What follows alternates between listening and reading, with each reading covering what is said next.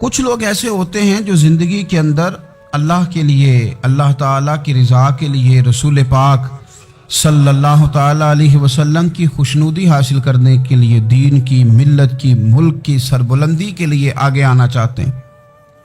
میرا رب کریم قرآن مجید سورہ حج میں ارشاد فرماتا ہے کہ الذین ان مکناہم فی الارض، کچھ لوگ ایسے ہیں کہ اگر ہم انہیں زمین میں اقتدار دیں، زمین میں اگر ہم انہیں قابو دیں تو وہ کیا کریں گے؟ اقاموا الصلاۃ و آتوا الزکوٰۃ، وہ نماز قائم کریں گے، زکوٰۃ ادا کریں گے، وامروا بالمعروف، نیکی کا حکم دیں گے، ونہوا عن المنکر، اور لوگوں کو بری باتوں سے منع کریں گے۔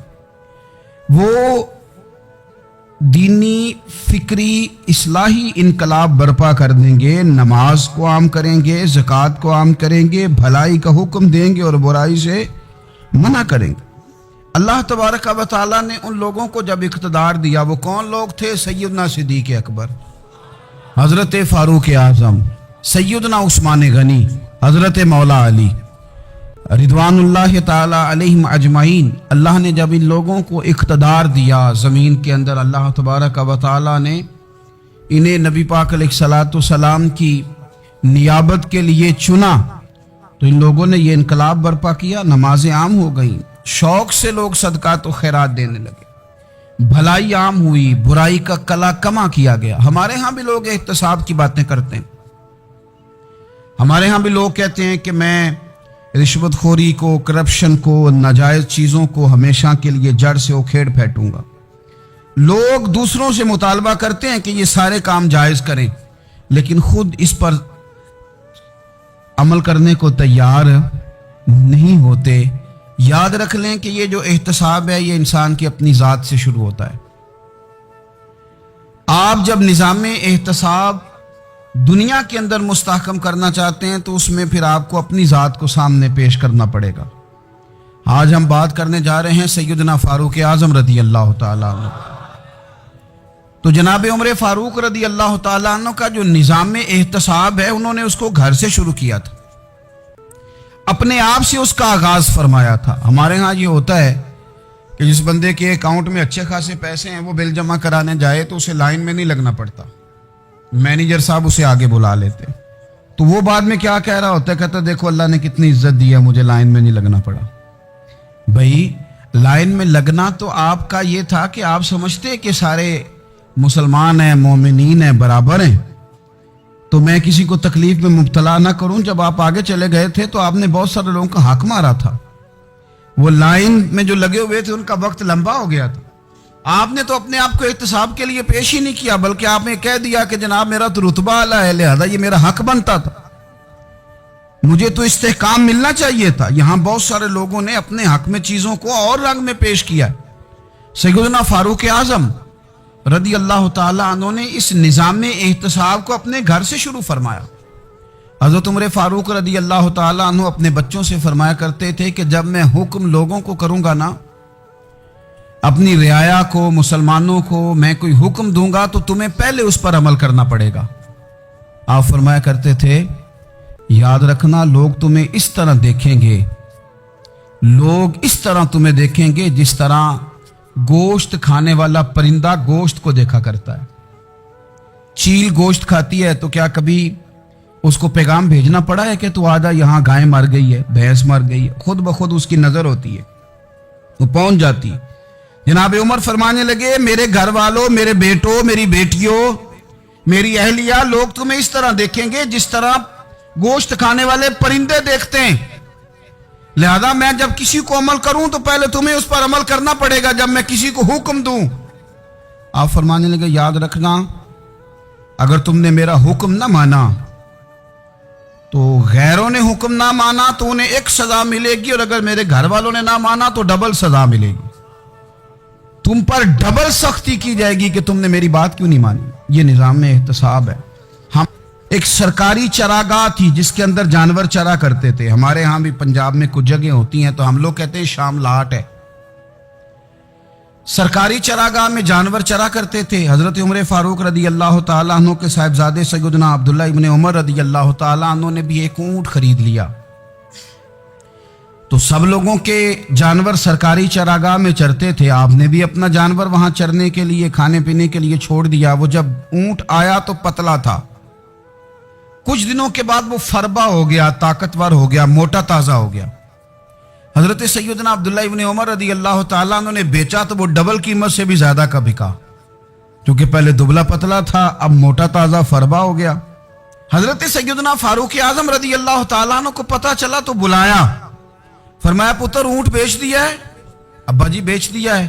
फरमाया कितने का खरीदा था? इतने का। बेचा कितने का? डबल कीमत बताई। फरमाया इस तरह करके असल रख ले और जो ऊपर मिली आ मुझे दे दे। हुजूर आपने क्या करनी है? फरमाया मैं सरकारी खजाने में जमा करूंगा। हुजूर क्यों? फरमाया इसलिए कि तेरा ऊंट सरकारी जगह पे चरा करता था, वो घास सरकारी जगह से खाता था। हुजूर सबके खाते। अब्दुल्ला इब्न उमर कहने लगे सबके खाते हैं। आप फरमाने लगे तू सब में शामिल नहीं है, तू अमीरुल मोमिनीन का बेटा है, तुझे मैं ये हक नहीं दे सकता, तेरे ऊपर थोड़ी सख्ती ज्यादा की जाएगी, तुझे ये हक नहीं मिलेगा। तू अपने ऊंट को चूंकि सरकारी चरागाह में चराया करता था, लिहाजा तुझे वो जो असल रकम यहां जमा करानी पड़ेगी। हमारे तो बच्चे, पहली बात तो यह है कि बात ही नहीं सुनते।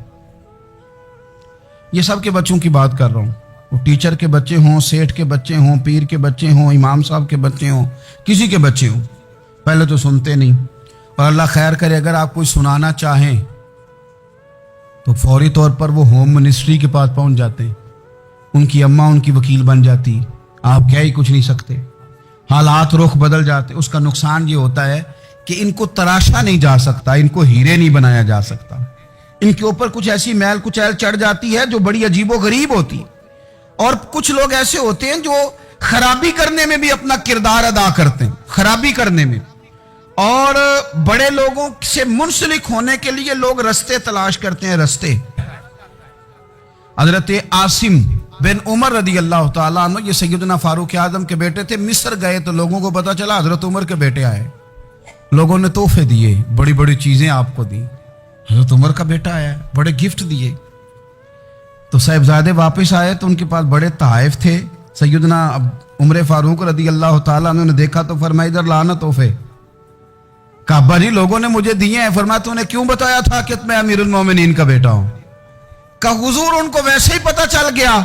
फरमाने लगे पुत्र ये तोहफे तुम्हें इसलिए मिले हैं कि तुम अमीर के बेटे हो, ये तोहफे तुम्हारा हक नहीं, क्योंकि तुम्हें इस कुर्सी की वजह से मिले हैं और ये कुर्सी मुसलमानों की है, लिहाजा ये हक भी मुसलमानों का ही है।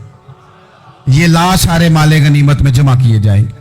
आप अपने घर से जब एहतसाब शुरू करते हैं, अपने घर से, और ये याद रखें ये जो लोग आते हैं आपके बच्चों को नवाजने के लिए, ये उन्हें खराब करते हैं, बिगाड़ पैदा करते हैं, ये अजीबो गरीब सी चीजों में मुब्तला कर देते हैं, बच्चों का नुकसान होता है कल कलाम। फिर जो शापर अच्छा लेके आए पीर साहब के बच्चे जरा उससे प्यार से मिलते हैं, नुकसान हो जाता है, ये दस्ते नगर हो जाते हैं, ये लोगों की तरफ जीते हैं, दूसरों पे डिपेंड करने लगते हैं। हजरत अबू मूसा अशअरी रदी अल्लाह ताला उन्होंने पहले तो एक कलीन बड़ा सोना था, तो आपने हजरत उमर के घर भेज दिया कि चलो उनके घर में उनकी अहलिया बिछा लेंगी, कहीं से तोहफा आया। फिर वो जिस कमरे में माले गनीमत और खजाना रखा जाता था उसकी सफाई कर रहे थे तो एक दिनार मिल गया, तो वो दिनार बच्चे सारे जा रहे थे, तो उनमें से हजरत उमर के एक बेटे को, छोटे को बुलाया और बुला के कहा पुत्र ये दिनार ले लो। हजरत उमर ने देखा कि बेटे के हाथ में दिनार भी है और घर में कालीन भी है। एक मौके पे वो कालीन गया, एक मौके पर बच्चे को एक दिनार दिया। तो हजरत उमर अपनी अहलिया से पूछने लगे ये कहां से आया कालीन? का जनाब अबू मूसा अशअरी रदी अल्लाह ताला अन्हु ने भेजा है। बेटे से पूछा दिनार कहां से आया? कहा मुझे उन्होंने ही दिया है।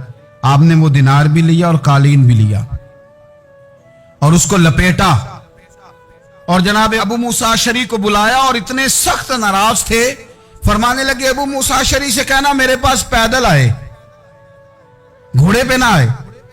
और जब आए हजरत अबू मूसा अशअरी तो जनाब उमर इतने नाराज हुए कि वो कालीन लपेट के तो उनके सर पे मार दिया। फरमाने लगे पकड़ो अपना दिनार, तुम्हें पूरे मदीने में मेरे बेटे के अलावा कोई और नहीं मिलेगा जिसे तुम खराब कर सको, मेरा पुत्र ही मिला था बिगाड़ने की, किसने इजाजत दी तुम मेरे बेटे को दिनार दो? क्यों लाए तुम मेरे घर में कालीन?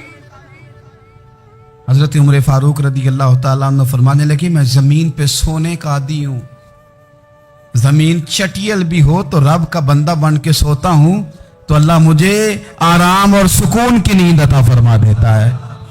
मुझे तुम्हारे मखमलों की और कालीनों की ज़रूरत नहीं है। एहतसाब यहाँ से शुरू होता है भाई। यहाँ हम ना अपने घर में बैठ के मायूस मायूस बातें करते हैं, और फलाने के बच्चे कहाँ पहुँच गए, फलाने के पास बड़ा पैसा आ गया, मैं कच्चे मकान में रहूँ, मैं ये करूँ, देखो मुझे नहीं सहूली। ये तो आप मायूसी वाली बातें कर रहे हैं, ये तो आप कमज़ोर बातें कर रहे हैं। ये तो इस तरह की बातें तो हारे हुए लोग करते हैं। इस तरह का लबो लहजा तो उन लोगों का होता है जो एहसास कमतरी का शिकार होते हैं। ये आपने किस तरह का लबो लहजा, और अपने बच्चों को आप भिखारी बना रहे हैं ताकि दूसरों को देखें तो मायूस हो जाए। उठ बांध कमर क्यों डरता है, फिर देखो खुदा क्या करता है।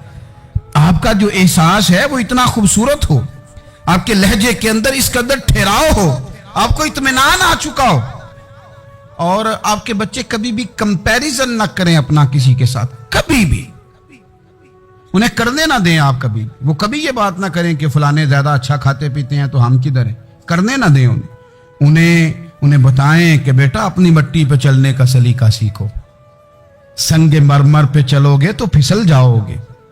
उनको बताएं कि जो तुम्हारे पास है ये खुदा का अतिया है, इसी पर तुमने कनात करनी कभी भी। हजरत ज़ैद बिन हारसा से नबी पाक सल्लल्लाहु अलैहि वसल्लम को बड़ा प्यार था। फिर उनके बेटे हुजूर के गुलाम ज़ादे हजरत उसामा बिन ज़ैद के साथ भी हुजूर बड़ा प्यार करते। लेकिन ये तो मुसल्लमा हकीकत है ना कि अजमत और शान तो सैयदना फारूक आज़म की ज़्यादा है। उम्मत का इत्तेफाक है कि नबियों के बाद सबसे बड़ा दर्जा जनाबे सिद्दीक अकबर का, और फिर अल्लाह ने मकाम अता किया हजरत फारूक आज़म को। ये बड़े लोग थे। एक दफा माल तकसीम हो रहा था तो हजरत उमर रदी अल्लाह ताला अन्हु ने ना हजरत उसामा बिन ज़ैद को 4000 दिनार दिए और अपने बेटे अब्दुल्ला इब्ने उमर को 3000 दिनार दिए। तो हजरत अब्दुल्ला इब्ने उमर घर जाके कहने लगे, अब्बा जी उसामा में वो कौन सी खूबी है जो मेरे अंदर नहीं, और उसामा के बाप में वो कौन सी खूबी है जो आपके अंदर नहीं। तो हजरत उमर की आजिज़ी देखिए।